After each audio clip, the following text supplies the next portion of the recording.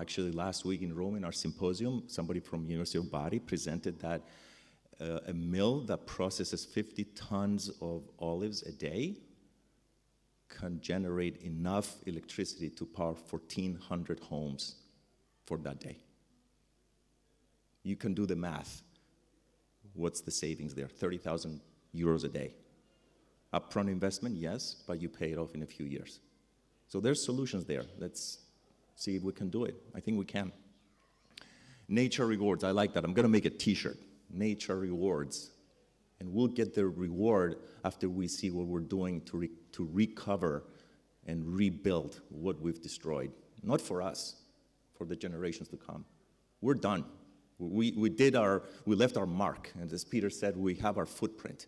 Let's see if we can improve for the people who follow. And increase the sensitivity to sustainability. It's not one thing. Sustainability is not one thing. It's a very complex system. It's a very complex network. So let's see how we can improve it, and at the same time increase consumption, because that's the message here. We want people to embrace it and use it more. But at the same time, let's respect the environment and do that in a way that's been shown, and even I'm sure with research we can figure out more ways to do that. Everything communicates. And Peter, I've heard him a couple of times. He's always so inspiring. Just his brain thinks in a different level. So I challenge you here to find that word, that concept that speaks to you, because it will come out.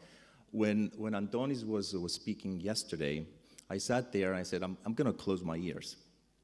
I don't want to hear him talk. I want to see the expression in his face. The way he talked, the expression in his eyes, that's all I want to see.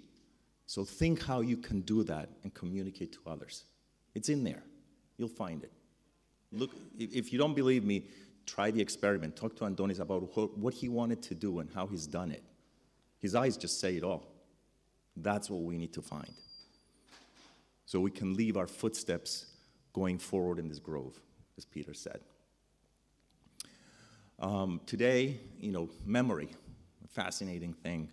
How do you create a memory through food, whether it's visual, taste, smell, sound, touch?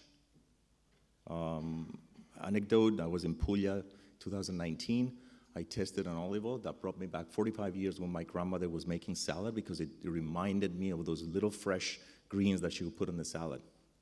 I stopped for 2 minutes. The guy thought I was having an allergic reaction. I said, no, I'm good, I'm good. You just brought me back 40 years. So this is the magic that olive oil has. Let's use it. We belong somewhere through the grove. And food is always, to me, it's a vehicle. It's not just calories. I'm sure I can go to a pharmaceutical company and say, I need 2,000 calories for Monday, Wednesday, and Friday, and Tuesday and Thursday in the weekend I want 1,500. But food creates connection. You sit down with people, it's not just to consume calories, just to talk and share something. That's why for the Greeks here, the word syntropos, or partner of whatever kind, is called somebody you eat with. Think about that concept. Your partner in life, in business, whatever, it's somebody you eat with. It's not a new concept. You just have to use it. It takes a village. Somebody said, create your own village when you travel, so you can all together bring and make a bigger village. Buy dreams, and I added, share them. You can buy dreams where you are or where you go, but if you don't share them, people cannot embrace that concept you're trying to share with them. The tree of peace, we know that, and I added, let's think of olive oil as the liquid of friendship and humanity. Turn consumers to ambassadors. We've heard that. How do we do that? If the person you're talking to cannot click with you, you lost them.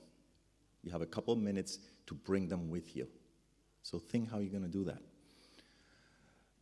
Life opens up with evil. Somebody said that. Life opens up. Well, to me, it opens up with what we have, what we've been talking about the last 3 days. So let it open your life and think differently. Other people have different ideas about olive oil. It's okay. Think collectively. Micro-adventures. I like that this morning's session on these micro-adventures, but they're immersive. think it was mentioned, it's an immersive micro-adventure, and you have to allow yourself to enjoy it. I don't want to think of a grove or groves. I want to think of this global grove. We're all part of 11.5 million trees on this island. I had no idea. Okay, Hayen, watch out. We got 50 more to go, but I think they can do it. My favorite quote today was the hedonistic tastings. I was writing my notes, and then I popped up like hedonistic tastings. This is really cool. So in closing, I'm going to share some pictures that to me. So I came here first or second night. We're out to dinner, and I was sitting, and they came to order, and I said, "Do you have ouzo?" Yes, we got ouzo. So thank you for sharing that with us this week. Peter said yesterday, don't stick with the past. Just pull out things that are important and bring them forward.